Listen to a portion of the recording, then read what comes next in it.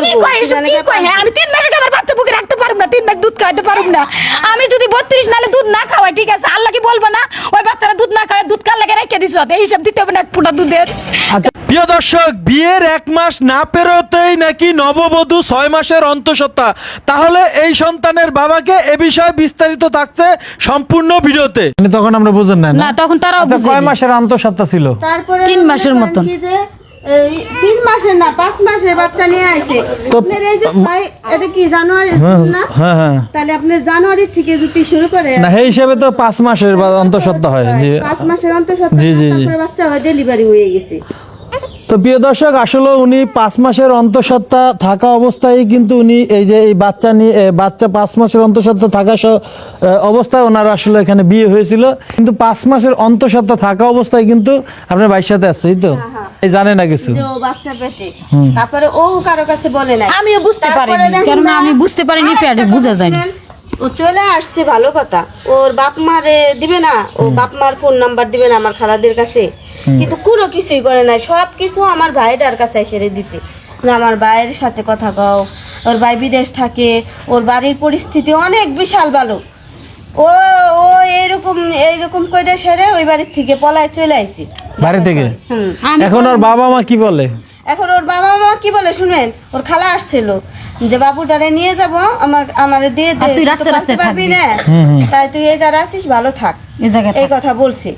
তা না আমরা কইছি যে যদি ও পালতে পারে তাই পালুক, আমাদের কোনো সমস্যা নাই, কিন্তু ও তো পালতে পারবে না। এই যে দেখেন বাচ্চার কি অবস্থা দেখছেন।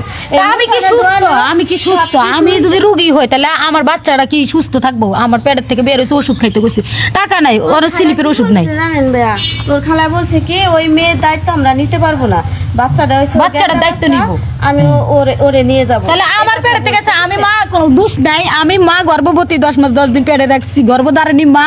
আল্লাহ আমার মা বানাইছে, এর ও ছিল কোনোদিন আমি ভবিষ্যৎ করে যদি আল্লাহ আমার খাওয়ায়। তা আপনি তো নিজে পালতে পারতেছেন না, সবাই তো বলতেছে আপনি নিজে রান্নাও করতে পারেন না, নিজে পালতেও পারেন না। কাপড় চোপড় ধুইতে পারে না, বুঝছেন, একটা কাপড় চোপড় ধুইতে পারে না সে। আচ্ছা আমার শরীর অসুস্থ, ব্লাড যাইতে আছে কাঁচা শরীর তখন থেকেই আজ পর্যন্ত কোনো একটা কামও করে না। তো উনি কি করে? কাজ করতে পারে না, আর রান্না করতে পারে না, মানসিক সমস্যা আছে। বললে পারে সে নিয়ে মানে সারা দিন ঘরের ভিতরে থাকে, ও বাইরে আসে না। রেল স্টেশন ছিল, আমার খালার আগের কাছে দৌড় পেয়ে গেছে। ও রেল স্টেশন ছিল? রেল স্টেশনে কি হয়েছিল ঘটনা বলেন তো? আমি রেল স্টেশনে ছিলাম না, আমি ছিলাম বিয়ে হয়েছে দেলোয়ারের ঘরে।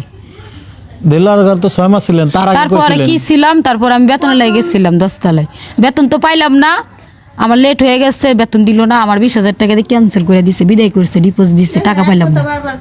এই বোনটি হলো একজন মানসিক রোগী, সে নিজেই একজন রোগী, তারপরে কিন্তু এই যে একটি সন্তান হয়েছে, যেহেতু যে প্রথম যে বিয়ে হয়েছে তার বয়স ছিল 70 বছর না 80 বছর বললো একজন বুড়োর সাথে, সে কিন্তু 6 মাস রাখার পর সে অন্তঃসত্ত্বা হওয়ার পর কিন্তু সেই সংসার থেকে তাকে যে উনি মানসিক রোগী দেখে কিন্তু ওনাকে বিদায় করে দিয়েছে। চিকিৎসা পাতি করানি 20,000 টাকা দিয়েছে, মানে 20,000 টাকা দিয়ে টাকা পয়সা দিয়ে কিন্তু ওনাকে বিদায় করেছে। এরপর আমার হাতে দেওয়া হয়নি, গাজীপুরে দিয়েছে, রাতে হয়তো কারণে দিছে খেয়ে ফেলছে, যেহেতু উনি একজন মানসিক রোগী, উনি নিজেই ঠিক থাকে না, উনি টাকা পয়সা কিভাবে?